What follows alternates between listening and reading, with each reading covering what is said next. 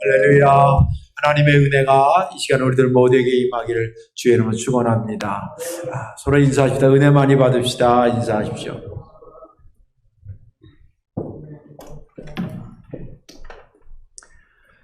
영상으로 예배하는 성도님도 은혜 많이 받으시길 주의 이름으로 축원합니다.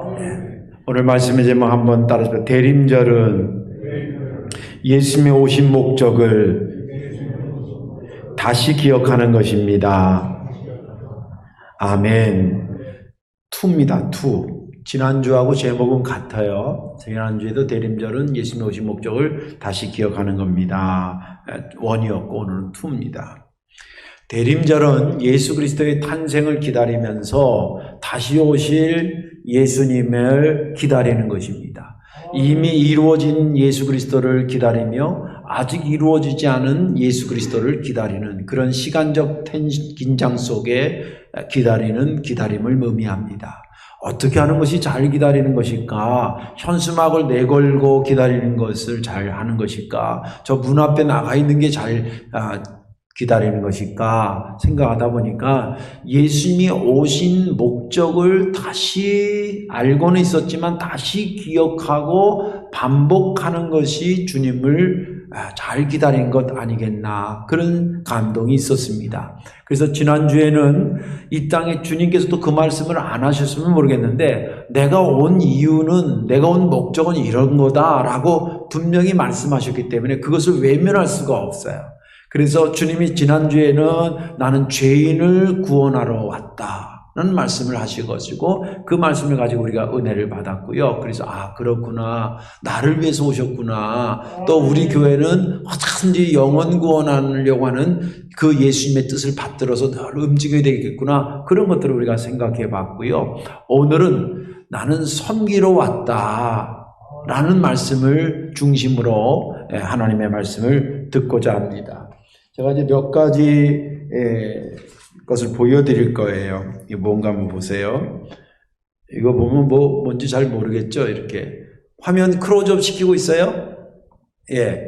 근데 요거 이렇게 하면 곰 모양인가 그래요.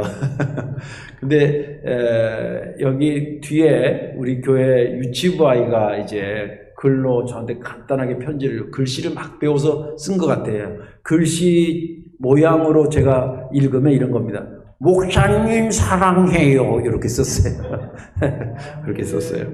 그리고 요거는 또 우리 교회학교 아이가 새해 복 많이 받으세요. 그러면서 이렇게 강아지 모양으로 보내주었습니다.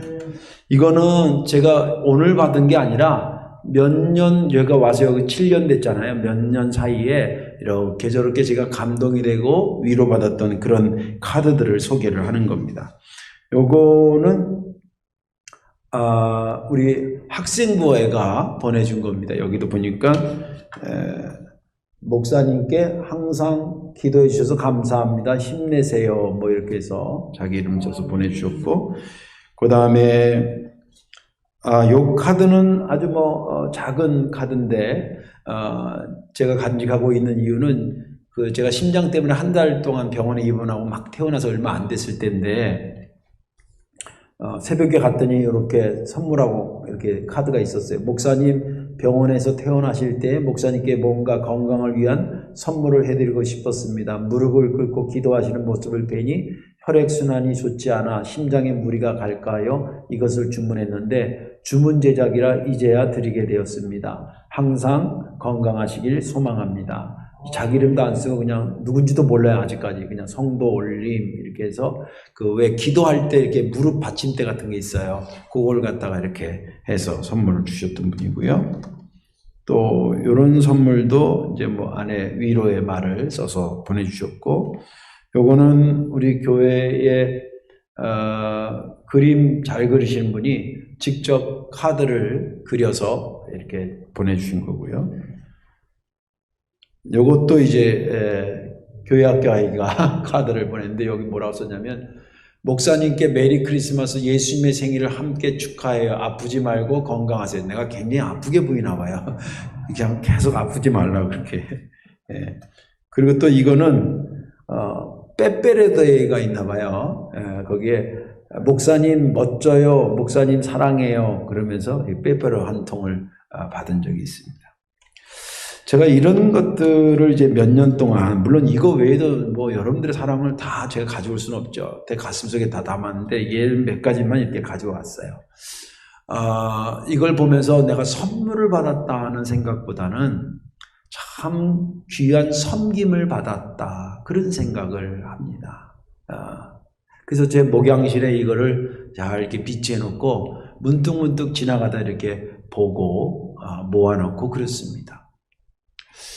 그러면서 한편 저들이 저렇게 나를 뭔데 이렇게 섬겨주고 이런 것을 보면서 나도 맡겨진 일을 최선을 다하면서 성도들을 섬기면서 지내야 되지 않겠나 그런 생각을 합니다. 그리고 그것을 시간적으로 이렇게 해보니까 제가 담임 목사로 섬길 수 있는 게 그렇게 오래 남지 않은 것 같아요. 뭐 우리 시간이라는 게 이렇게 하면 5년 가고 이렇게 하면 5년 가잖아요.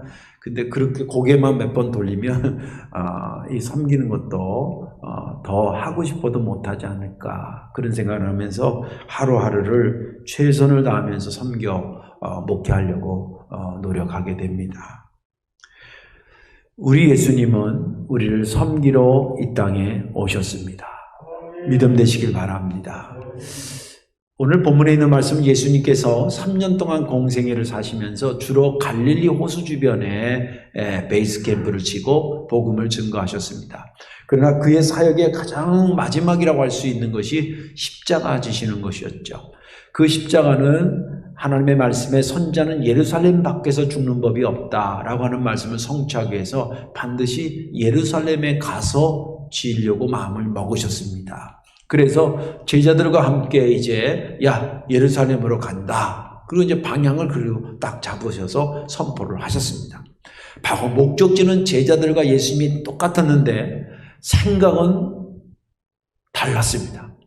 예수님은 이제 내가 마지막 사역인 십자가를 지러 이제 예루살렘을 향해 가는구나. 그러면서 마음이 뭔가 무거워지기 시작했는데 반면에 제자들은 드디어 예수님이 이제 예루살렘이 그 당시에 서울이고 모든 행정의 중심이고 그러니까 뭔가 이제 왕의 자리에 올라가는 그런 수순을 밟으러 가시는구나. 그러면 3년 동안 내가 따라다녔으니까 이제는 나 뭐 한 자리는 주시겠지. 그런 마음으로 12명이 말을 아끼면서 그 대열에 합류하게 됩니다. 그런 배경에서 오늘 본문은 시작이 됩니다. 그런데 이 12명이 이제 한결같이 그런 생각을 하고 지금 가고 있는데 입이 근질근질한 사람이 2명이 탁 튀어나왔습니다. 그 튀어나온 사람이 뭐냐? 야고보와 요한이었습니다. 야고보와 요한이 예수님, 저 드릴 말씀이 있는데요. 뭐야? 제가 좀 우리가 부탁을 드리는데 좀 들어주시면 좋겠는데요. 그래, 무슨 부탁인데? 우리 지금 예루살렘으로 가잖아요. 그러면 저는 예수님이 뭔가 지금 한 자리를 크게 하실 것 같은데 왕이 되실 것 같고 메시아가 되실 것 같고 그런데 그 영광 중에 있을 때에 저희를 하나는 우편에 하나는 왼편에 앉게 좀 해주세요. 우리 옛날 과거로 말하면 우의정과 좌의정의 좀 핵심 참모로 우리를 좀 높여주십시오. 그런 얘기를 하는 겁니다. 근데 주님께서 그 얘기를 하면서 그래? 근데 내 우편에 앉고 좌편에 앉고 그거보다는 내가 지금 예루살렘으로 가려는데 너희가 그렇게 가려면 내가 마실 잔을 마시고 내가 받은 세례를 너희도 받아야 돼. 이거는 사명을 얘기하는 거잖아요. 근데 이 제자들이 그게 뭔지 모르는 거예요. 축배의 잔으로 생각했는지 어떻게 했는지 할 수 있다고도 그러는 거예요. 마실 수 있고 받을 수 있다 그러는 겁니다.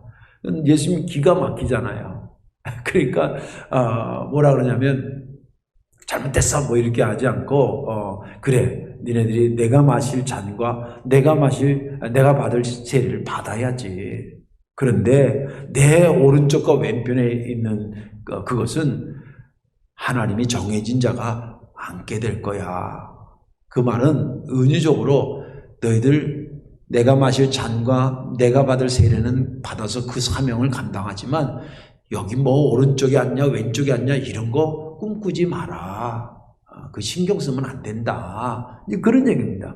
그랬더니 분위기가 갑자기 확 깔아앉더니 나머지 10명 제자들 있잖아요. 오늘 본문에 보니까 이 사람들이 막 화를 냈다 그래요. 근데 그게 화낼 일은 아니에요. 만약에 자기들도 그런 관심이 전혀 없었으면 화낼 일이 없어요. 근데 그걸 뒤집어서 얘기하면 심리적으로 보면 자기들도 막 그거 하고 싶어서 막 말을 아끼고 있는데 야고보와 요한이 탁 터지니까 저게 선수 치고 있네? 그러면서 이제 화가 났던 거예요. 주님께서 이제 두 명으로부터 이야기가 시작됐지만 사실 12명이 다 그런 마음이 똑같은 걸 알고 주님께서 거기에 이제 충고를 하십니다. 야, 니네들이 높아지려고 하고 으뜸이 되려고 하는 마음은 내가 이해를 하지만 세상적인 관점에서 그렇게 생각하면 안 돼. 세상에서 높아지고 관직에 올라가고 왕이 되려고 그러고 막 이런 사람들 왜 그런지 아냐? 그래가지고 권세를 얻어가지고 그냥 자기 마음으로 휘두르려고 그렇게 해서 권세를 잡으려고 그렇게 기를 쓰는 거 아니야.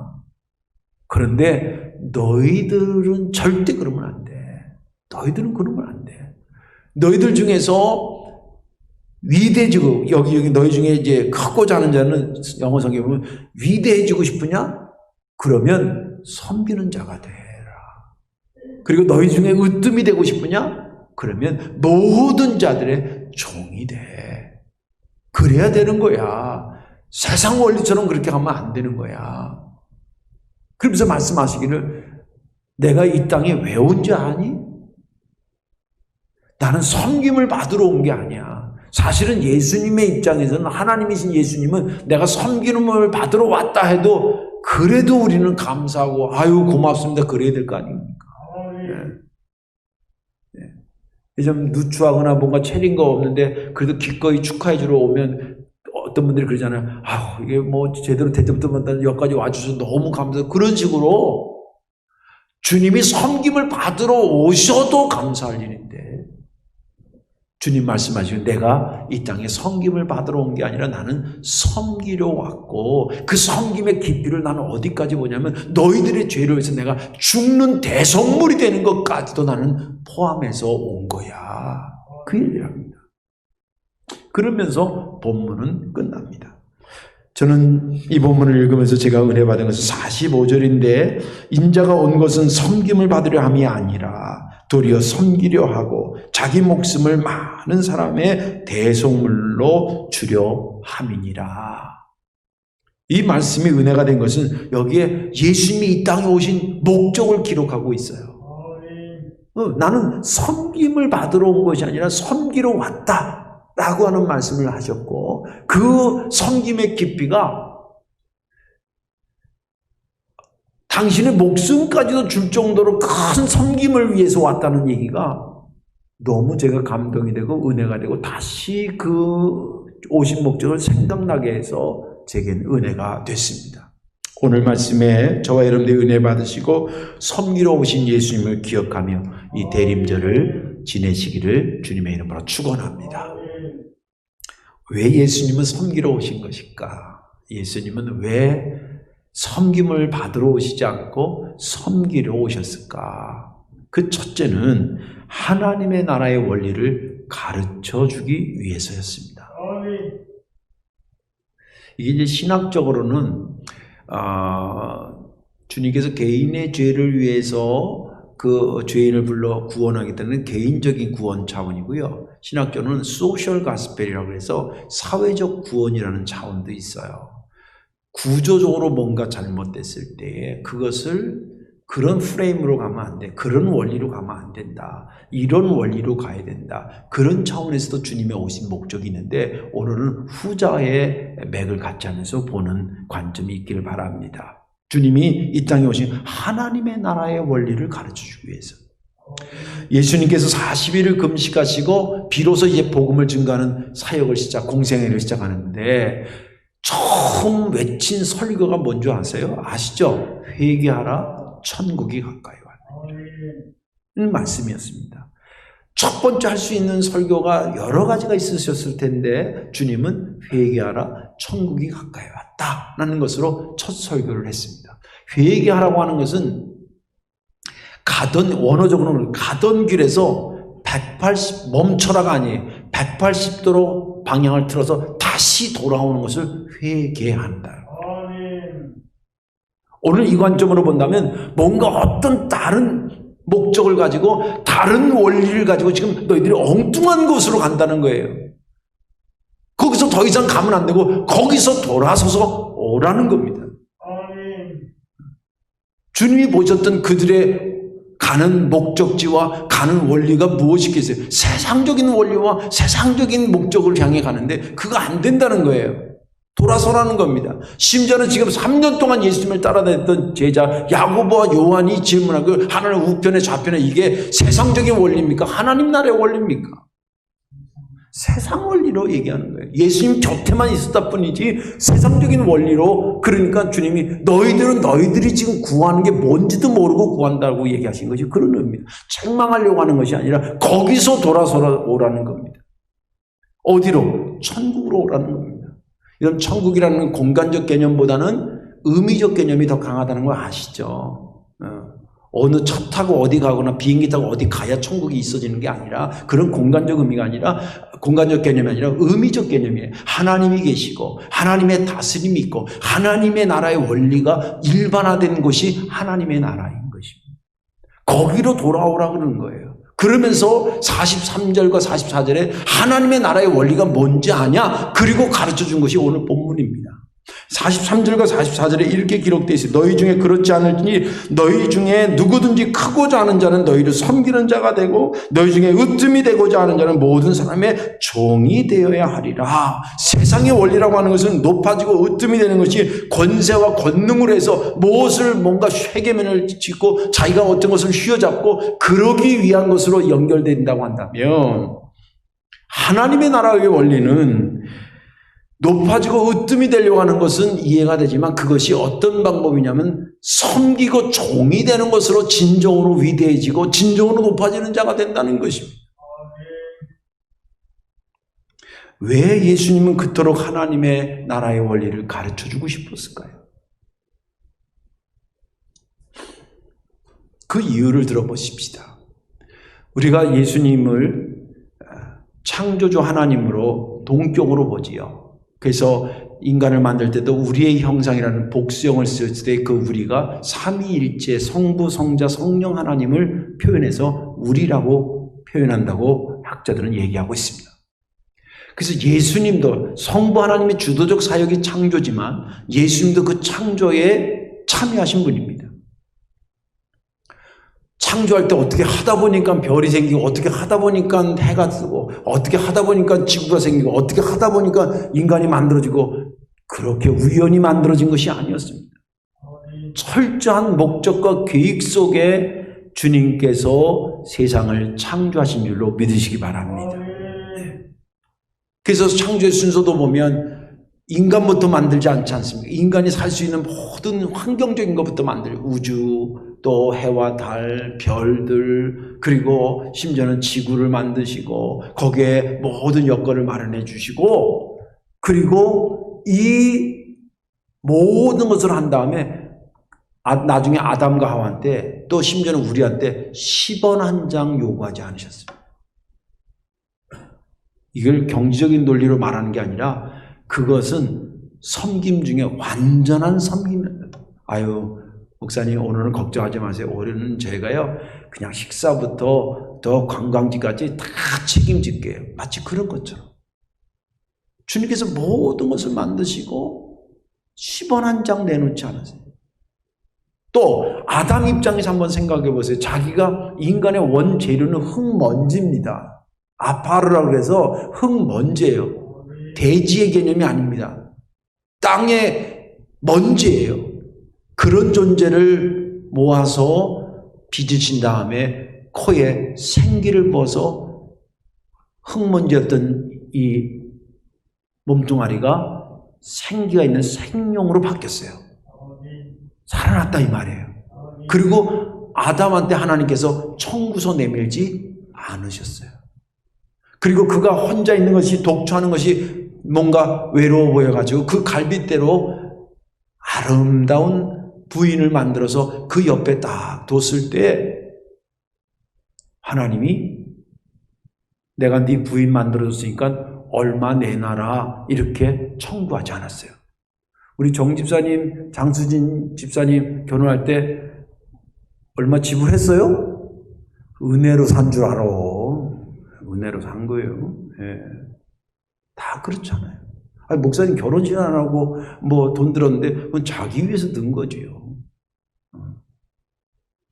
그런 의미가 아니라 아무튼 남자 옆에 여자를 두실 때 하나님께서 청구서를 내미지 않았어요.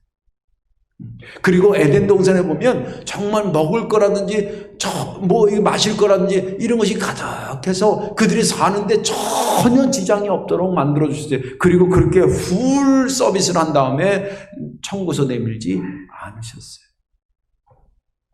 섬김으로 시작해서 섬김으로 완성된 것이 하나님의 나라예요. 그런데 말이죠, 거기서 원죄가 발생하는데 그 원죄가 발생하는 것을 한번 잘 생각해 보세요.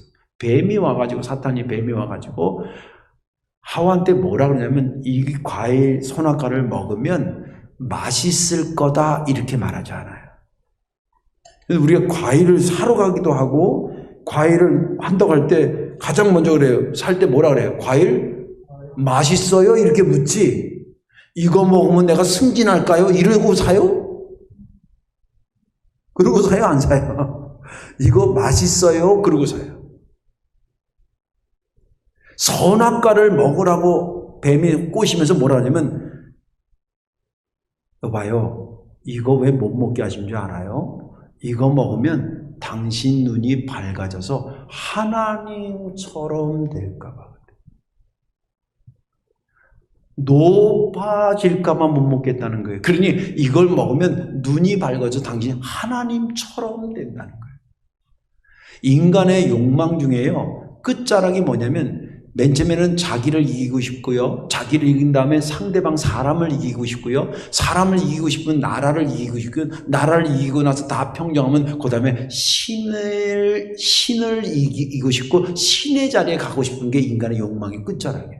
이게 세계 역사가 증명하는 거예요. 우리가 그 자리까지 안 가봐서 거기까지 생각을 못했는지 모르겠지만 그 세계를 평정한 다음에 그 다음에 뭔가 있는 것 같은데 저거 뺏고 싶은데 그게 신의 자리예요. 피라미드도 그런 거고 만리장성 다 그거랑 연결되는 거예요. 네. 네가 이걸 먹으면 높아진다는 거예요. 하나님처럼. 거기에 안타깝게 하와도 넘어가고 그의 남편도 넘어가고 이것이 거기서부터 시작을 했는데 마치 전염병처럼 여기저기에서 세계에 점점점 그 원리가, 세상적 원리가 높아져야 살 수 있다는 원리가 곳곳에 퍼져나가기 시작. 창조하신 하나님의 입장에서 볼 때 이건 아니었습니다. 이러라고 만든 건 아니었습니다. 그래서 그것이 더 이상 포화 상태가 됐을 때에 안 되겠구나. 그리고 오신 분이 예수님이셨습니다. 내가 만든 이 세상은 그런 원리로 이뤄가면 안 된다는 거예요. 하나님의 나라의 원리로 적용해 가야 된다고. 그렇게 이루어지는 나라가 돼야 된다고. 그래서 실제 오셔서 예수님은 말씀도 그랬고 행동도 그랬고 그리고 마지막 십자가의 죽으심도 큰 섬김 중에 섬김이었습니다. 그것으로 그분의 생애를, 이 땅의 생애를 마무리 짓습니다. 자, 이런 질문 한번 해보십시다. 그 주님이 얘기하는 섬김이 하나님의 나라의 원리라고 그럴 때 그 하나님의 나라의 원리인 섬김을 누가 가장 잘 전해줘야 되겠습니까? 또 그 하나님의 나라의 원리인 이 섬김이 가장 일반화되고 가장 보편화된 공동체가 어디에 된다고 생각합니까? 가장 잘 전해야 될 사람은 하나님을 아버지라고 부르는 자들 아니겠습니까? 왜? 우리 아버지의 나라니까. 그 원리는 섬김입니다. 이 세상에서 우리가 섬기는 원리를, 하나님의 나라 원리를 가지고 살아야 됩니다. 그렇게 외쳐야 될 사람들이 우리들이고, 그리고 그것이 가장 보편화되고 일반화되어야 될 것이 어디냐면 교회라는 거예요.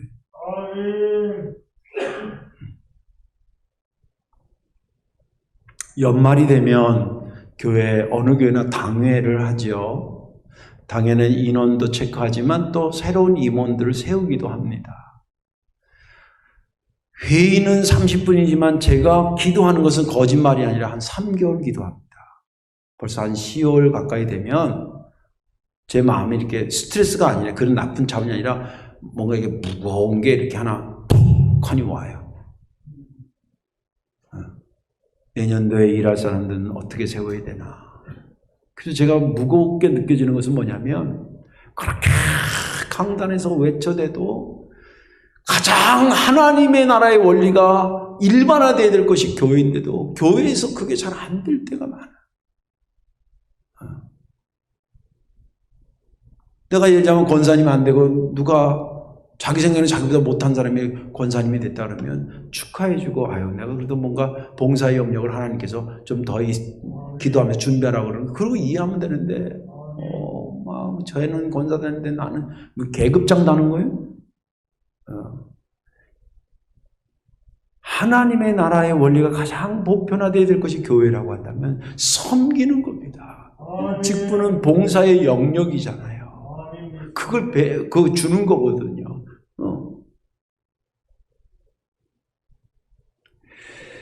그래서 가장 건강한 교회가 뭐냐면 세상적인 원리로 그런 것을 생각하는 교인들은 서서히 없어지고 하나님의 나라의 원리로 그것을 받아들이고 움직이는 사람들이 많아지는 교회.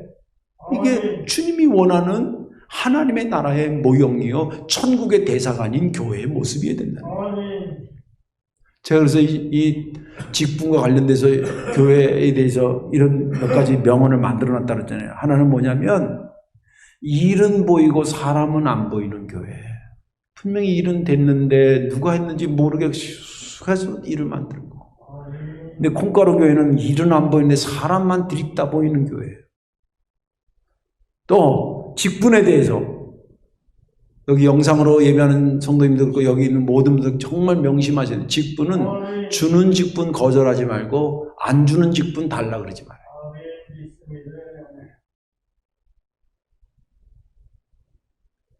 오른쪽에 가냐 왼쪽에 가냐 그거 너무 신경 쓰지 말고 하나님이 다 알아서 하실 거야. 그러니 너희는 내가 마실 잔과 내가 받을 세례만 받아.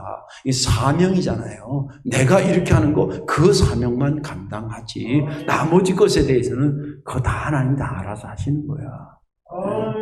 근데 목사가 가장 윗자리입니까? 솔직히 얘기해서 목사가 가장 윗자리예요? 그럼 여러분들 아들들 다 목사 시키세요. 목사 윗자리가 아니에요. 제가 우리 교회 교인들 중에서 수입이 가장 많습니까? 아니잖아요. 사명이니까 하는 겁니다. 목사만 어찌 그러겠어요? 모든 직분이 그런 겁니다. 저는 꿈꾸는 교회, 제가 꿈꾸는 교회, 또 제가 꿈꾸는 게 아니라 주님이 원하시는 교회는 하나님의 나라의 원리가 보편화된 교회를 꿈꾸고 계셔요. 세상 이 모든 것을 만들고도 청구서 하나 내밀지 않고 당신의 그런 거 내밀지 않은 하나님을 보면 철저하게 섬기는 자들이 많은 교회, 그 섬김의 흔적이 가득한 교회, 그게 성도교회가 되기를 주님의 이름으로 축원합니다. 그것이 영적으로 크리스마스 추리를 준비하는 거나 똑같은 것입니다. 자, 그렇다고 한다면 그 다음 주제로 넘어가면 어떻게 해야 섬기는 자가 될 수 있을까? 그렇게 섬기는 게 하나님 나라 원리이기 때문에 정말 그것을 가르치고 오셨다고 그랬는데 나는 어떻게 하면 그러면 섬기는 자가 될까? 그 첫 번째는 예수님의 죽음까지도 담는 것입니다. 오늘 보면 45절에 보면 인자가 온 것은 섬김을 받으려 함이 아니라 도리어 섬기려 하고 자기 목숨을 많은 사람들의 대속물로 주려 함이니라. 여기서 주님께서는 하나님의 나라의 원리가 섬김이라는 말씀과 그 섬김의 깊이가 그러면 어디까지입니까? 라고 할 때 그 깊이의 범위를 말하기를 죽기까지 하는 거죠.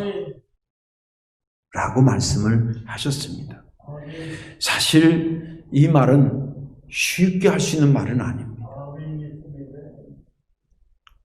쉽게 내가 너를 위해서 죽을 수도 있어 이 말이 쉽냐고 이게.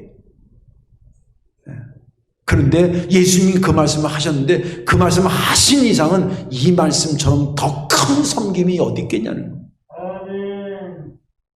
사실 저는 어저께 설교를 준비하면서 굉장히 망설였습니다. 예수님의 죽음까지도 닮아가야 되는 것이 섬김이다. 그래야 섬기는 거다라고 말하기 그러니까 성경은 그렇게 말하고 있는데 제가 그것을 설교하기가 너무 힘든 거예요. 부담스럽고. 이해가 되시죠? 여러분들은 그래도 설교를 듣는 입장이니까 조금 그래도 한 걸음 뒤지만 설교를 하는 목사 입장에서는 이게 물론 설교라는 게 뭐 내가 100% 지키니까 할 수 있다, 100% 지킬 수 있으니까 할 거, 그건 아닙니다. 그러나 그래도 일말의 양심이 있기 때문에 나 목숨 바쳐 하겠다는 말이 그렇게 쉽게 나오지는 않는 말이고, 그러나 성경이 오늘 본문이 그렇게 말하기를 주님, 섬김의 범위가 어디 있죠? 어디까지죠? 제자들이 묻진 않았지만 거기에 마치 답을 하듯이 섬김의 범위, 내가 너희들을 위해서 대속물로 내 목숨 내놓는까지를 나는 섬김으로 봐. 그렇게 말씀을 하셨어요. 주님 말씀하는 걸 내가 힘들다고 해서 가릴 수는 없잖아요. 그래서 두렵고 떨리는 마음으로 우리의 섬김 목사님 어디까지 어떻게 잘 섬겨가는 거예요? 주님처럼요. 주님 죽으셨다는데 거기까지 닮으려고 흉흉이라도 하는 것까지 가야 되지 않겠어요? 라고 말할 수밖에 없는 것입니다. 그러면서 한편 이런 생각을 꿈꿔봤습니다. 예수님이 죽으면서까지 섬겨주신 그 모습을 그대로 닮은 목사님이 목회하는 그 교회 얼마나 행복할까.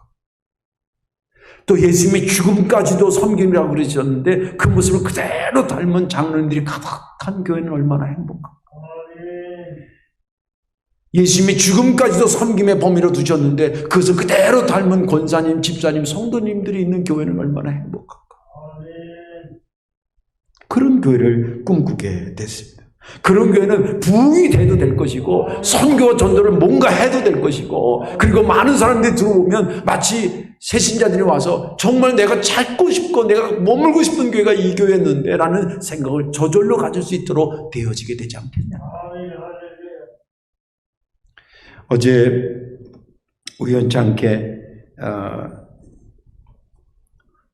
총여선교회 신임 또 구여선교회에 인수인계하는 것을 어떻게 알게 됐어요. 그래서 제가 기도라도 해주고 그래야 되겠다. 그래서 내려가서 이제 만나서 이렇게 저런 얘기하는데, 그 끝나고 나서 구 임원 중에 한 분이 저 목양실을 찾아왔어요.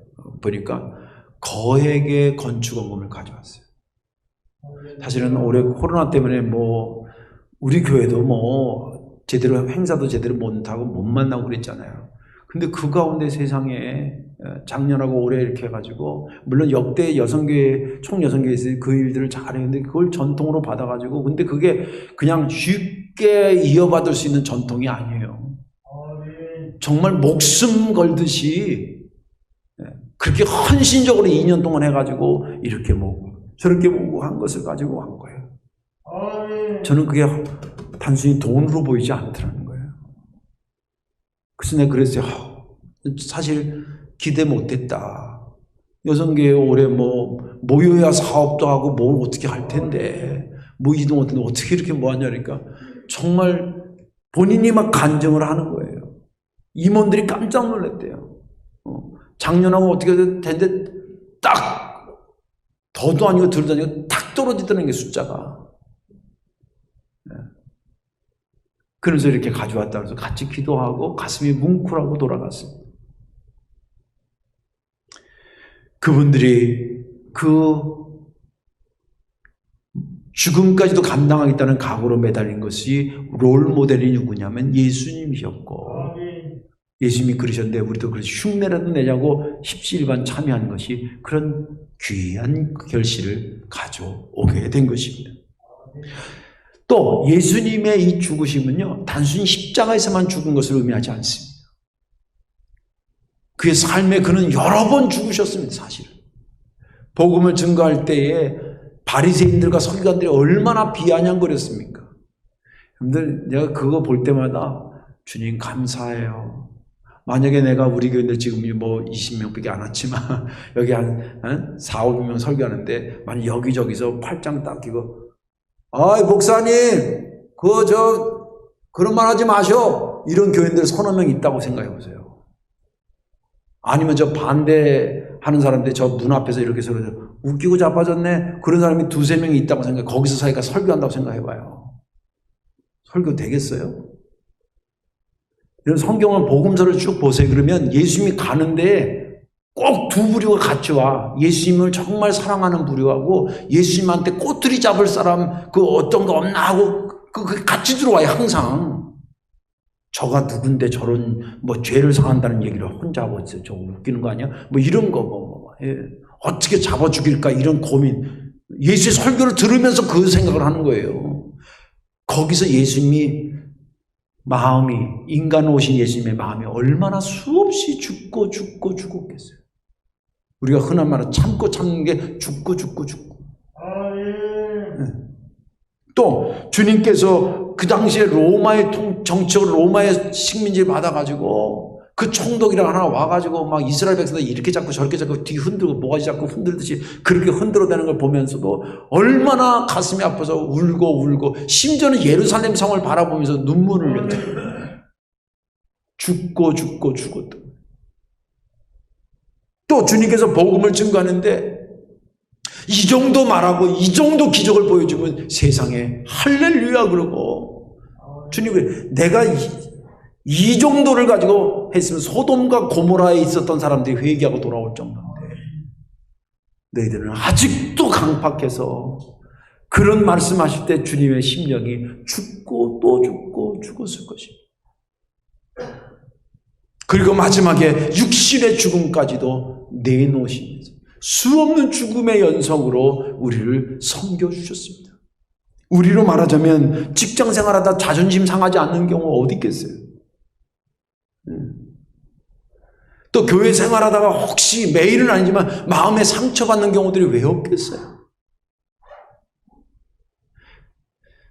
가족끼리 식구들끼리 산다고 하면서도 식구들 때문에 힘들어하는 경우들이 왜 없겠어요? 그럴 때 죽어야지 그런 생각하지 마시고 오늘 예수님의 말씀을 들으면서 내가 큰 섬김을 하러 왔구나. 큰 섬김을 할 수 있는 기회가 왔구나 라는 생각으로 그걸 받아들이자는 거예요. 거기까지를 가는 것입니다. 그것이 주님의 죽음을 닮아가는 큰 섬김으로 나아가는 모습이 되는 것입니다. 그리고 그것을 실행할 때 그것만큼 주님의 오심을 잘 기다리는 것이 될 것입니다. 이제 말씀을 정리합니다. 우리는 지금 예수님의 탄생을 기다리며 다시 오실 예수님을 기다리고 있는 그런 기간 대림절을 지내고 있습니다. 가장 잘 기다리는 것은 예수님의 오신 목적을 잊어버리지 않고 다시 기억해내는 것인데 오늘은 특별히 섬기는 것을 생각하며 주님을 기다리는 시간을 마련한 것입니다. 누군가 나에게 섬겨줄 때 마음이 흡족했던 것을 떠올리면서 이제는 그들의 기분을 흡족하게 할 수 있는 섬김이 여러분들 식구들이 되기를 바라고 여러분들이 섬기는 교우들이 되기를 바라고 또 성도교회가 되기를 바라고 장로님은 권사님, 집사님, 장로님, 권사님은 장로님, 또 목사님을 여러 섬기면서 그런 것을 아름답게 만들어가는 교회, 그런 성도교회, 아름다운 추리로 주님을 기다리는 것처럼 섬김으로 주님을 기다리는 영적인 추리를 높이 세우는 성도교회가 되기를 주님의 이름으로 축원합니다. 기도하겠습니다.